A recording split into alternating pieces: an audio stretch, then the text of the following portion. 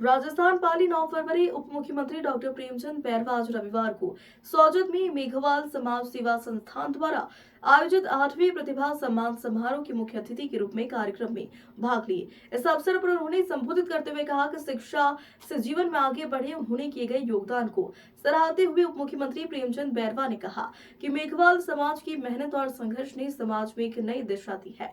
उन्होंने उपस्थित सभी को प्रेरणा लेने की बात कही और समारोह में प्रतिभाओं का सम्मान किया।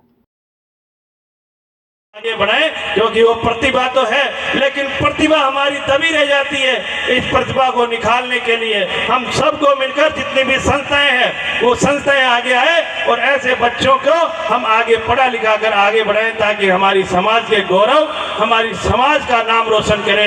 ये मैं आपसे निवेदन कर रहा हूँ। आपका ये भाई और आपका ये बेटा आपके सामने खड़ा है। निश्चित रूप से आप जो भी मुझे काम बताएंगे, आपने अभी भी बताया, मैं आपके आधी रात को भी काम करने के लिए तैयार हूं। जितना भी काम होगा मैं आप लोगों के बीच में, आप घर पे आए और आप खुले मन से घर पे आइए। आप हिचकिचाओ मत। मैं युवाओं से भी कहना चाहता हूं, आप ऐसे मंत्रियों अपने के बीच में आओ, जाने का काम करो। आप हर अधिकारी के पास जाने के लिए डर मत पैदा करो।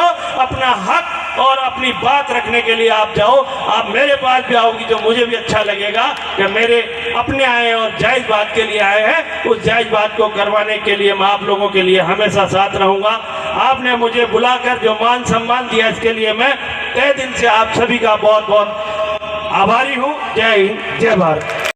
कौन संविधान को बचा सकता है, आपको इस पे भी ध्यान देना पड़ेगा, क्योंकि मैं समझता हूँ डॉक्टर अंबेडकर ने कहा था कि हर ताले की चाबी जो है वो सत्ता होती है। सत्ता में ही कानून बनते हैं, सत्ता में ही आप लोगों के हित और अधिकारों की बातचीत होती है। तो आप उन लोगों को आगे बढ़ाइए, मौका दीजिए जो आपके हक और अधिकारों की बातें कर सके, आपके लिए खड़ा हो सके, सुख दुख में आपके काम आ सके। क्योंकि आने वाला समय जिस तरीके से हम देख रहे हैं कि रूपाराम जी ने विज्ञान की बात करी, लेकिन जिस तरीके से हमारे देश में तरक्की हो रही, रेंट लगते हैं। आज भी हम लोग देखते हैं कि घोड़ी से दूल्हे को उतारा जाता है। आज भी पानी पीने के नाम पे बच्चों को मारा जाता है। आज भी आपके ट्रांसफर और पोस्ट लगता नहीं आपको फील्ड की पोस्टिंग पे मिल पाएगी। आपके इंटरव्यू में आपके साथ भेदभाव होता है। तो इन सब पे आपको विचार करना पड़ेगा, क्योंकि मेरे हिसाब से ये बच्चे पढ़ लिख तो जाएंगे, लेकिन जब इनके हितों की रक्षा करने वाला कोई नहीं होगा। हितों की रक्षा कौन कर सकता है? कोई अधिकारी नहीं कर सकता, क्योंकि वो सरकार के अधीन काम करता है। हितों की रक्षा कर सकता है जनप्रतिनिधि, जिसको जनता चुनती है, जिसको आप चुनते हैं। वो खुले में मजबूती से आपकी आवाज उठा सकता है, आपकी बात बोल सकता है। तो ऐसे जनप्रतिनिधि पैदा कीजिए जो आपके लिए हमेशा पार्टियों से ऊपर उठकर, हर विचारधारा से ऊपर उठकर बाबा साहब अंबेडकर की विचारधारा को साक्षी मान के आपके लिए काम करे, क्योंकि ये जरूरत है इस समय की, इस समाज की। क्योंकि हम लोग देखते हैं अधिकारी काम करना चाहते हैं, आपके लिए आउटराइट भी कदम उठाने के लिए तैयार रहते हैं, लेकिन वो बेचारे डरते हैं। क्यों? क्योंकि वो अपनी पीड़ा लेके किसके पास जाएं।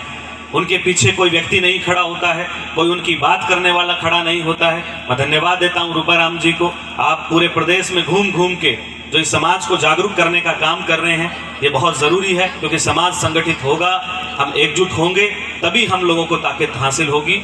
तो बहुत सारी लंबी बातें हैं और